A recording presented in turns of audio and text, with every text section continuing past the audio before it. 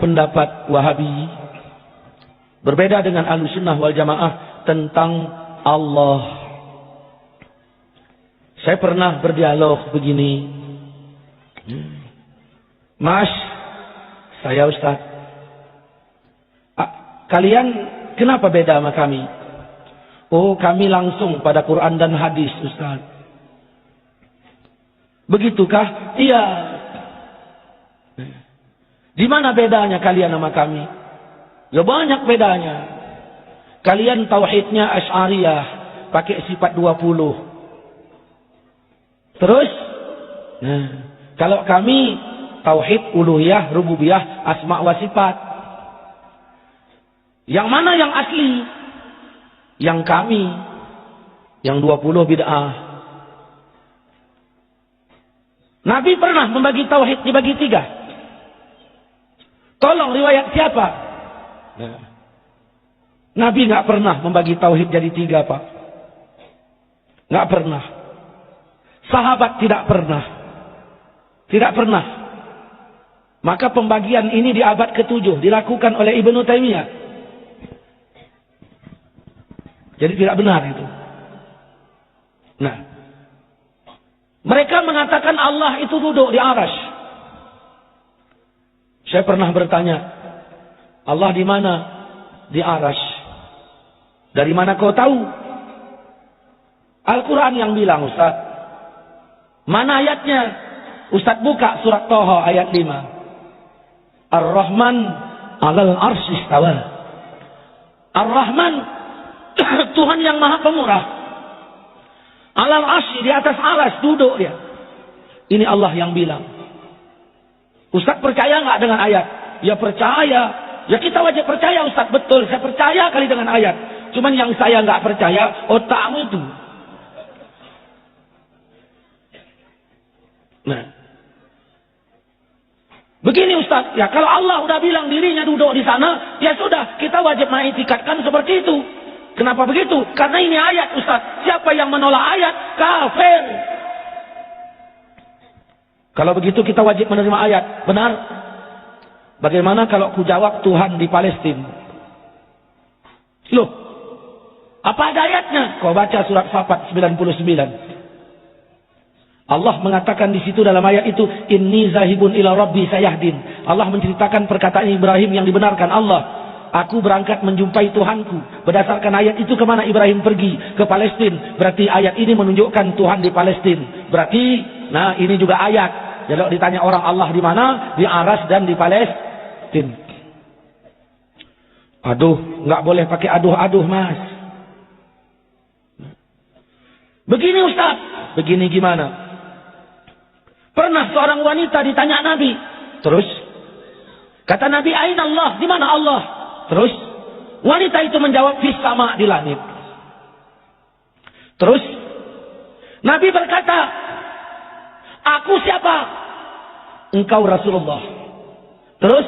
Kata Nabi, merdekakan dia. Karena dia sudah menjadi mukmin. Berarti Nabi mengesahkan i'tikad Allah di langit. Begitukah? Iya.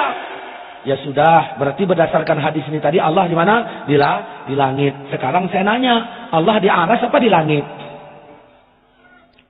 Nah, di aras apa di langit? Ya sama saja, beda. Langit di bawah aras, aras di atas langit. Aras ada 1, langit ada 7. Pokoknya, nggak boleh pakai pokok.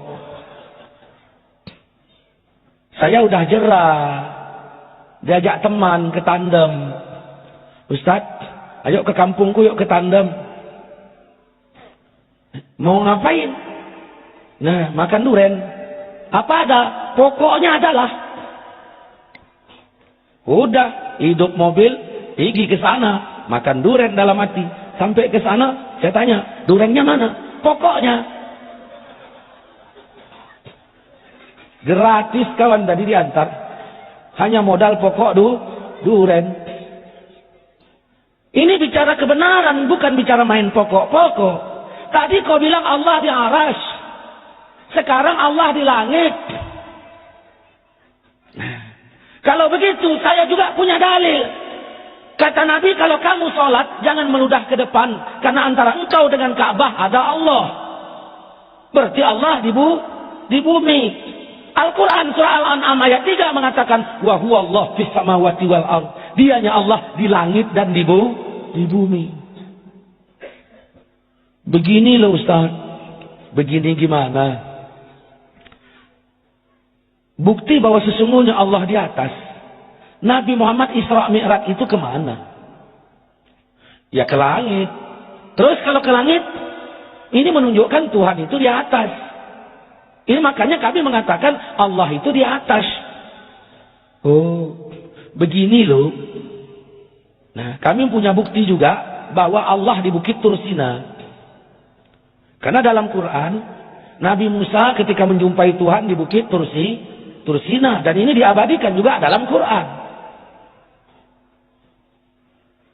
Begini loh Ustaz, yang mengatakan Allah itu di langit, itu ulama-ulama Mekah loh. Hubungannya sama cerita kita ini apa? Loh, cobalah Ustaz mikir sedikit. Oh ya, maksud Anda, ulama Mekah mengatakan Allah di langit. Oh iya.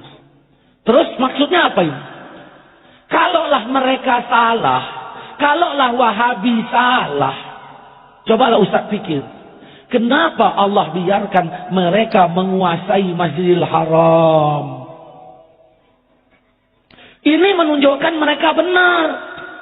Maka tauhidnya pun yang mengatakan Allah duduk di aras pun betul. Karena tak mungkin orang yang salah menguasai Masjidil Haram. Oh. Coba kau pun mikir juga ya. Aku aja. Kalaulah Yahudi salah, kenapa Allah biarkan menguasai Masjidil Aqsa? Karena ini juga negeri Isra Mi'raj. Berarti Yahudi benar. Saudara-saudaraku, begitulah kalau memahami ayat nggak benar. Akan terjadi penempatan Tuhan lebih 30. Makanya Al-Quran tidak mengizinkan kita mencomot ayat-ayat itu sebagai dalil untuk menempatkan Tuhan di sana sini. Al-Quran tutup dalam surat Baqarah ayat 186. Iza sa'alaka ibadi anni fa inni qarib. Apabila hambaku bertanya tentang aku, apabila hambaku bertanya tentang aku, katakan aku dekat. Ujibu da'watad da'i idza da'an. Ku terima doanya kalau dia doa. Yang penting konsisten, konsekuen.